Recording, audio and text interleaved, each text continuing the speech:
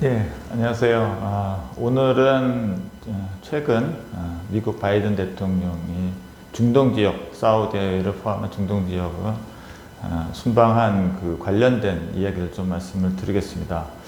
그 결과에 대해서 이제 많은 언론이나 어쨌든 그런 관련된 이제 시장 참가자들이 상당히 이제 실패한 뭐 순방이 아니었냐.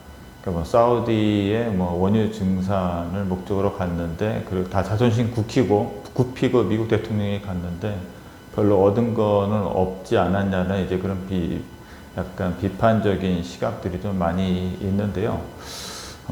저는 뭐 그 부분에 대해서 좀 생각을 달리하고 있습니다. 근데 사실 저도 상당히 좀 의아했거든요.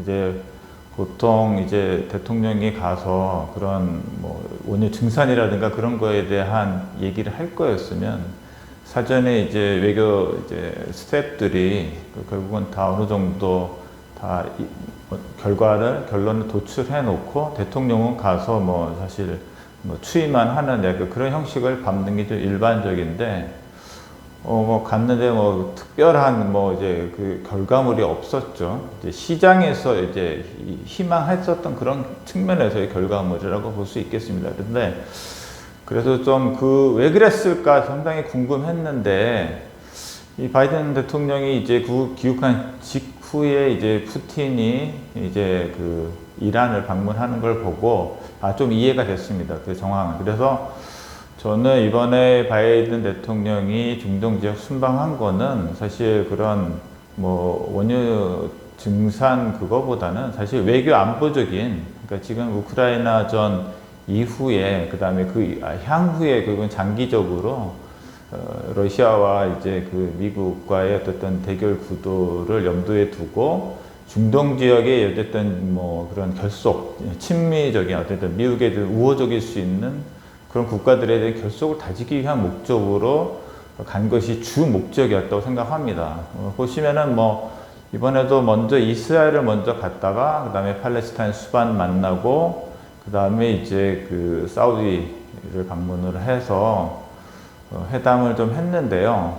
그리고 이번에 뭐 아무 결과가 우리가 없었다고 하지만 실제로 이번에 가서 이제 그 이스라엘의 그 공군기들이 사우디 영공을 이제 비행할 수 있는 그런 것들을 결과를 얻어냈기 때문에 이거는 향후에 이제 그쪽 지역에서의 어쨌든 그 분쟁 뭐 확대라든가 그런 상황에서 상당히 이제 의미 있는 그 결과라고 볼 수 있습니다.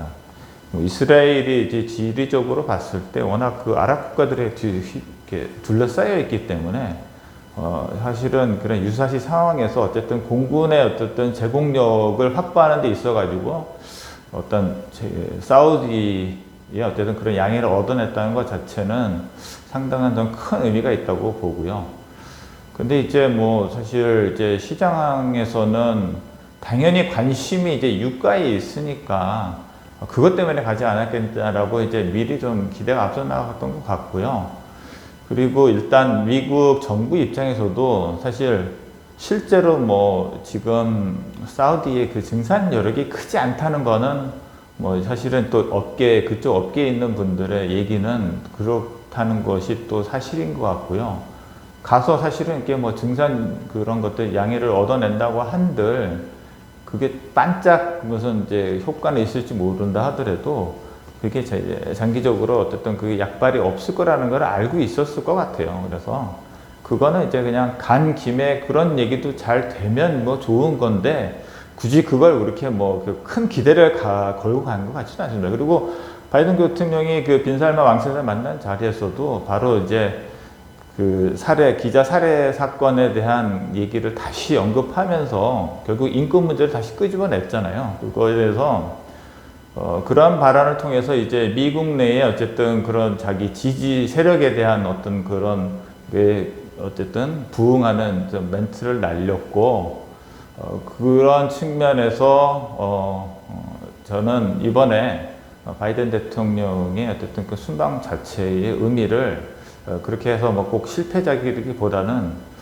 충분히 이제 또 세부적으로는 또 그런 부분에 대해서 사우디와 미국의 그게 공식적으로 언론에 나오지 않은 부분에 대해서는 충분히 많이 또 교감이 있었을 수 있다고 생각을 하고 있습니다. 그래서 그런 측면에서 저희가 이 사안을 봐야 될 거라고 생각을 하고 있고요. 그 다음에 이제 그 직후에 이제 푸틴 대통령이 바로 이제 이란을 방문을 했죠. 지금 하고서는 그 다음에 이제 터키 이제 그 에르도안 총리까지 같이 와서 어쨌든 이제 그 러시아는 이제 지금 이후의 상황에 대해서 결국에는 이제 이란이라든가 뭐 시리아 등 이제 자기 비교적 러시아의 우호적인 쪽, 그 다음에 터키도 약간은 이제 지금은 양다르긴 한데 잠재적으로 자기가 이제 전략적으로 활용할 수 있는 그런 가치가 있기 때문에 그런 쪽을 끌어들여서 이번에 뭐 푸틴의 이제 이란에 대한 메시지는 그거겠죠. 이제 미국과의 뭐 핵 협정 부활 뭐 그런 걸 통해서 경제 제재 완화 뭐 그런 거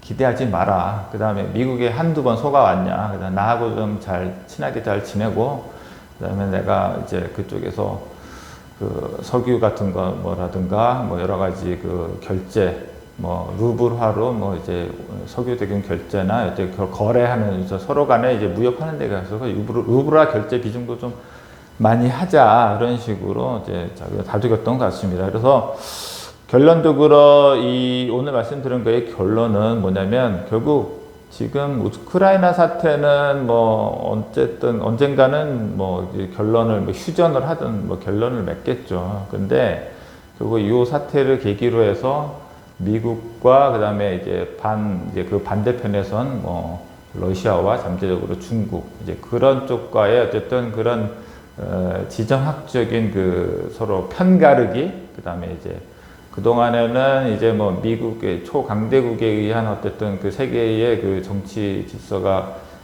중심이 이제 잡혀왔다면은 지금은 이제 다극화되고 분극화되는 그런 시대로 이제 접어들었다는 것이 사실 지금의 향후에 어쨌든 세계의 그 정치 지정학적인 질서의 방향이 어쨌든 좀 그런 쪽으로 가고 있다는 거를 저희가 좀 생각할 필요가 있을 것 같습니다.